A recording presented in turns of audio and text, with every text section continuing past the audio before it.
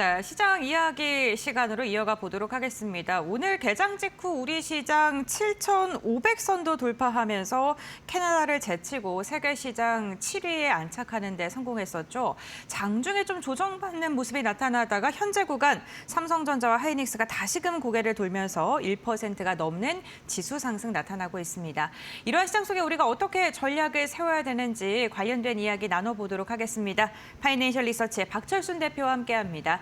안녕하세요. 안녕하세요. 네, 반갑습니다. 오늘 반도체 관련된 기업들 외국인의 차익 실현이 나오면서 장중에 조금 출렁거리는 듯 하다가 힘에 또 놀랍습니다. 삼성과 하이닉스가 또다시 상승으로 돌아서는 데 성공을 한 것인데요. 반도체 관련 기업들 지속적인 추가 상승 가능할지 궁금합니다. 네, 이게 사실 장 초반에 좀 흔들리다 보니까 주변에서도 이거 이제 꺾이는 거 아니냐 질문을 좀 많이 받았었는데 여러분 지금까지 우리가 반도체가 올라오는 동안 중간중간에 더 큰 낙폭도 많았었는데 지금 이제 우리가 이제 너무 많이 단기적으로 오르다 보니까 부담을 느끼시는 분들이 많은 것 같습니다. 신규로 들어가기는 좀 애매하고 가지고 있는 분들도 이제 수익을 좀 챙겨야 되지 않나라고 생각할 수 있는데 그럴 때마다 여러분들이 이 회사들이 갖고 있는 미래에 대한 실적에 대한 전망치들 이런 것들이 다시 한번 상향 조정되는지 아니면 이제 멈추고 오히려 하향 조정이 되는지 이런 것들을 확인하시면 됩니다. 그래서 미래의 이익에 대한 기대치가 점점 더 높아진다라고 한다면 추가 상승 여력은 충분히 있기 때문에 크게 걱정할 필요는 없을 것 같고요. 일단 우리가 마음 흔들릴 때 숫자를 계속 보셔야 된다라고 말씀을 드리고 있는데 일단 4월 달에 발표됐던 이제 1분기 때 수출 지표를 보시면 아시겠지만 전년 동기 대비해서 뭐 174% 정도 급증을 했습니다. 그래서 일단 이제 수출이 정말 지금 불티나게 팔리고 있구나라는 걸 확인을 할 수가 있었고 우리가 가장 또 이제 전방산업 수요를 계속적으로 체크를 해봐야 되는데 결과적으로 메모리 반도체를 사용하는 최종 고객사 같은 경우는 이제 빅테크들이 많잖아요. 그래서 빅테크들 같은 경우 이제 실적 발표를 했었는데 대다수의 빅테크들이 실적이 상당히 잘 나왔습니다. 우리가 알고 있는 뭐 마이크로소프트라든지 이런 많은 기업들이 실적이 잘 나왔고 그 안에서 중요했던 게 뭐냐면 클라우드 사업에 대한 매출이 어느 정도를 보여줬느냐 이 부분이 굉장히 시장에서 많이 주목했던 부분인데 지금 뭐 마이크로소프트라든지 알파벳이라든지 아마존 같은 경우 클라우드 매출이 상당히 잘 나왔거든요. 그 말은 뭐냐면 지금 AI 쪽에 투자를 해서 실제로 이게 수익화가 되고 있구나라는 거를 우리가 실제로 실적을 통해서 확인했기 때문에 이제 빅테크 같은 경우도 캐펙스를 계속적으로 확대할 수밖에 없습니다. 실제로 지금 메타라든지 이런 마이크로소프트라든지 구글 같은 기업들 같은 경우도 실제로 실적 발표한 이후에 컨퍼런스 콜에서 어떤 이야기를 했었냐면 캐펙스를 우리는 더욱더 확대할 예정이다라고 언급을 했었고요. 예를 들어 마이크로소프트 같은 경우는 캐펙스 가이던스를 한 1,900억 달러까지 상향 조정을 했었고 아마존 같은 경우도 한 2천억 달러까지 유지를 하는 모습들을 보여줬었고 메타 같은 경우도 역시나 캐펙스를 확대하는 모습들을 보였습니다. 그래서 일단 우리가 알고 있는 빅4 기업들 같은 경우는 2026년도 대비했을 때 2025년도 대비했을 때 2026년도에 캐펙스 합계가 최대 한 7,250억 달러 즉 작년보다 오히려 투자가 70% 이상 급증할 걸로 예상하고 있어요. 그 말은 뭐냐면 작년 대비했을 때 투자금이 더 늘어나기 때문에 그만큼 많은 메모리 반도체가 필요로 하다라고 우리가 판단할 수 있기 때문에 결과적으로 작년보다 올해 이 메모리 반도체 수요는 더 많이 늘 수밖에 없는 상황이다. 그런데 여기서 우리가 생각을 해봐야 되는 것들은 뭐냐면 수요는 이렇게 확대가 될 확률이 높아지고 있는데 문제는 공급은 여전히 같은 공간에서 만들고 있기 때문에 늘어날 수가 없다라는 거죠. 그래서 결과적으로는 공급자 우위 시장이 계속 유지가 될 수밖에 없는 것들을 우리가 빅테크들의 실적 발표라든지 미래의 어떤 전략이라든지 이런 것들을 봤을 때 충분히 확인할 수 있는 상황이기 때문에 당분간 공급자 우위가 계속 지속이 될 수밖에 없고 그렇다면 이익은 정말 역대급을 계속적으로 갱신할 가능성이 높다 이렇게 보시면 될 것 같습니다. 그래서 일단 메모리 가격 상승도 계속 유지가 될 걸로 보고 있고 D램 가격 상승에 이어서 낸드까지도 지금 급증이 예상이 되고 있는 상황이기 때문에 일단은 반도체 쪽 뭐 투톱도 마찬가지겠지만 오늘 지금 소부장들이 좀 흔들리고 있긴 하지만 오히려 소부장 같은 경우도 결과적으로 투톱이 실적이 잘 나오고 매출이 잘 나온다라고 한다면 낙수 효과를 볼 수 있기 때문에 메인 밸류 체인 같은 경우는 오히려 오늘같이 급락이 좀 나왔을 때 잡아가는 전략으로 대응하시는 게 맞다. 다만 급락 이후에 조정이 좀 더 깊어질 가능성이 있기 때문에 분할 매수 관점으로 접근하는 게 중요하다라는 점도 기억하시면 좋을 것 같습니다. 네, 알겠습니다. 앞으로 미래에 대한 그 기대감은 여전히 유효하기 때문에 조정 시 접근 전략 아직도 유효하다라고 이야기를 해주셨습니다. 삼성전자와 하이닉스의 탄력도를 보면 정말 놀라운 상황인데요. 오늘도 반등을 하고 있는 모습이고 외국인의 매수세가 오늘은 조금 빠져나오고 있습니다만 어제와 그리고 5월 들어서 이 거래가 좀 강하게 들어왔던 것도 특징적이었습니다. 그래서 저는 SK증권에서 삼성전자 목표 주가 50만 원, 하이닉스 300만 원 제시했거든요. 네. 그렇게 높이 날아갈 수 있을까요?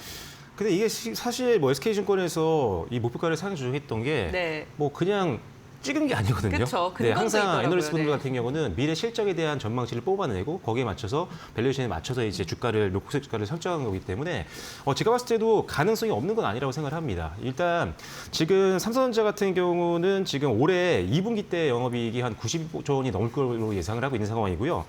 내년 같은 경우는 순이익이 한 376조 원까지 바라보고 있는 상황입니다. 그리고 지금 SK하이닉스 같은 경우도 내년 같은 경우 한 300조 원대 이상의 순이익을 바라보고 있기 때문에 EPS가 계속 성장한다는 거죠. 그렇다면 여기에 맞춰서 PER이 한 10배 정도만 가더라도 지금 충분히 그 목표 주가까지는 갈 수 있다는 게 맞는 것 같습니다. 그래서 조금 높이 평가를 했기 때문에 많은 분들이 너무 그건 높게 잡은 거 아니냐라고 생각할 수 있는데 미래 실적 전망치를 감안한다면 불가능한 영역이 절대 아니다라는 점 기억하시면 될 것 같고요.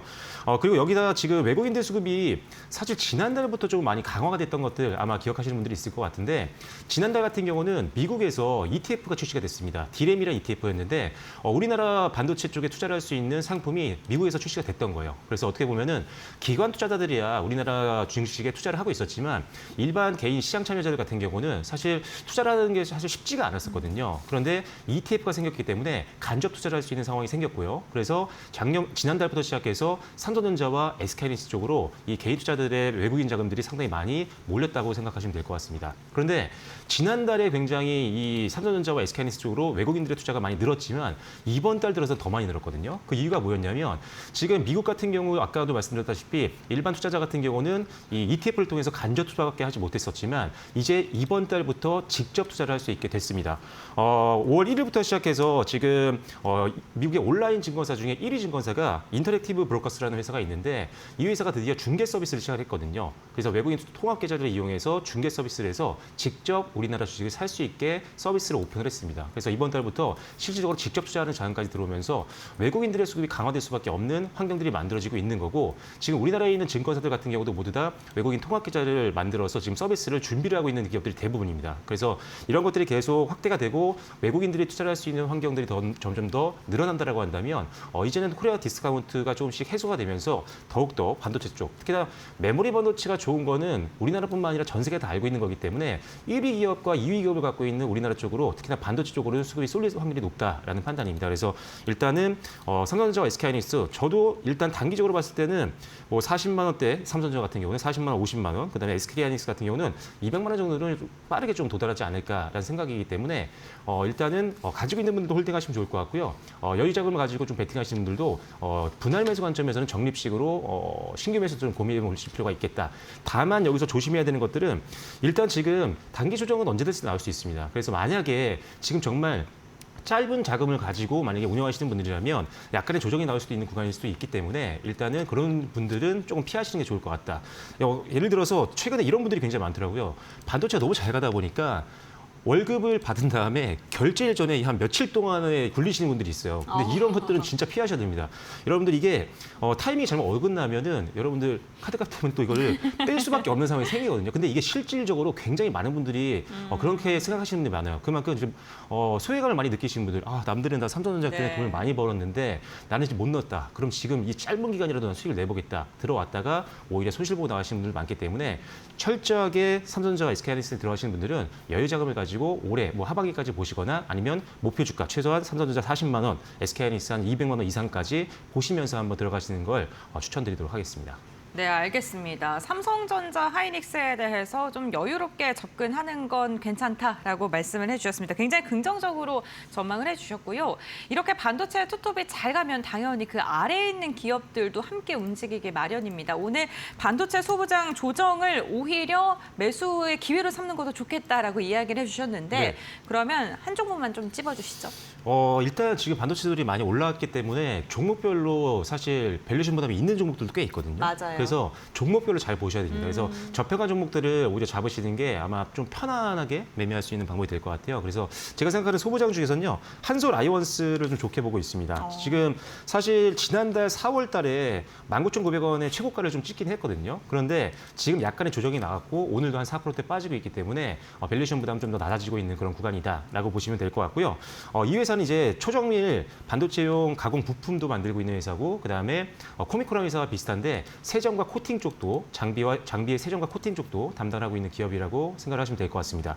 일단 초정밀 가공 부품 같은 경우는 수요가 계속 늘 걸로 보고 있는데 지금 반도체 섹터가 워낙 지금 수요가 많다 보니까 대부분의 공장들이 가동률을 최대로 끌어올리고 있는 상황이고 계속 공장을 돌리다 보니까 부품들이 마모가 되겠죠. 그래서 이 부품들 수요가 계속 늘고 있는 상황이어서 일단 개인적으로는 이 회사가 지금 초정밀 부품을 만들고 있는 회사다 보니까 납품량이 계속 늘 것으로 보고 있는 상황입니다. 실질적으로 이 부품 사업에 대한 매출이 가장 높거든요.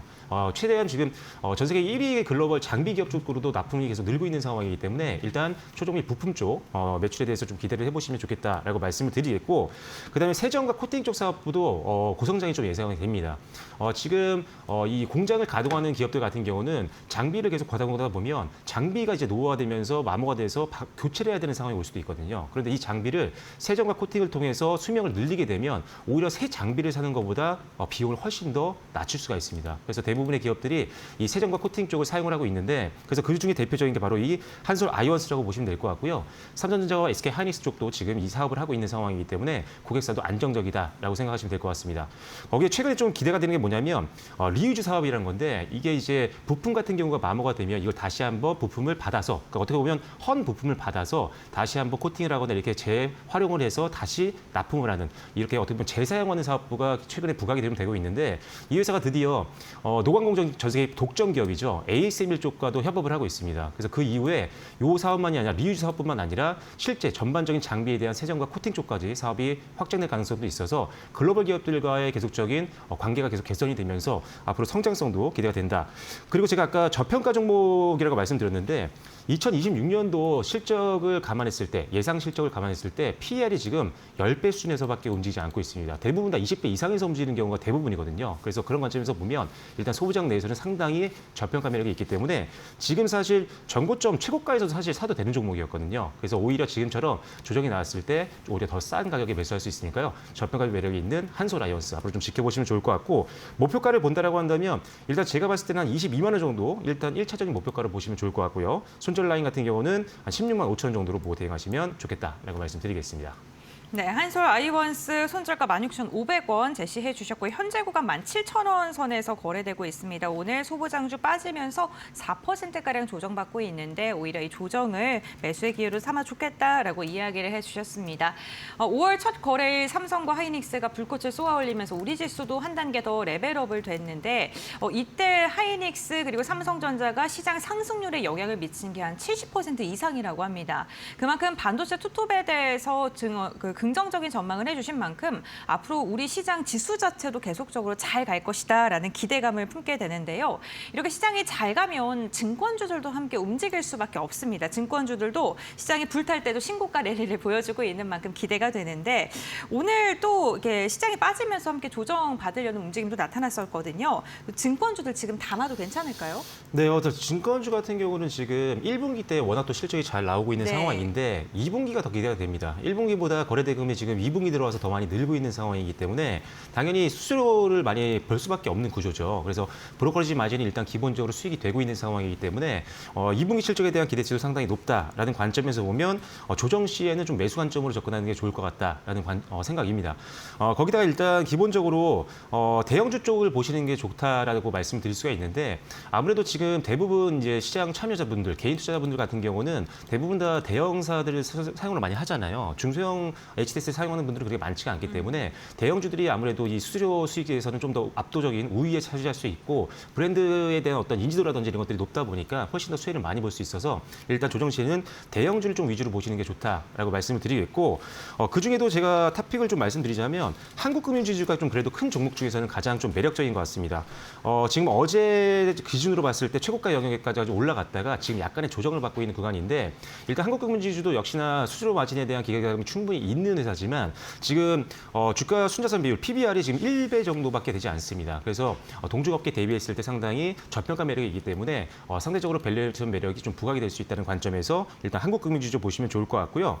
그다음 대신증권도 중소형주 단에서는 좋게 보고 있는데 일단 이 회사 같은 경우는 주주환원에 대해서 상당히 적극적입니다. 일단 자사주를 전량 소각하겠다고 이미 사측에서 언급을 해줬고 거기에 이제 주당 최소 한 1,200원의 배당까지도 지금 예정이 되어 있는 상황. 거기다가 비과세 배당을 하겠다라고 하면서 주주들을 굉장히 걱정을 내려놓을 수 있도록 상당히 강하게 주저하는 정책을 좀 하고 있는 상황이고 실제로 지금 차트를 보시면 아시겠지만 지난 2월 달에 51,400원까지 올라갔던 종목이었는데 지금 현재 약간 조정받은 이후에 이제 반등이 나올 수 있는 초입 구간까지 내려온 상태입니다. 지금 현재 4만 원 약간 아래에서 움직이고 있는데 요 잠깐의 조정이 마무리되면 제가 봤을 때는 한 전저점 부분에서는 지지가 나올 것 같거든요. 그래서 반등 보시면서 매수하시면 최고점 부분이었던 5만 원까지만 봐도 상당한 수익을 낼 수 있습니다. 한 20% 이상 수익을 바라볼 수 있는 구간이기 때문에 기술적으로도 부담이 없는 대신증권은 중소형주 내에서는 탑픽을 한번 보시면 좋겠다라고 말씀드리겠습니다.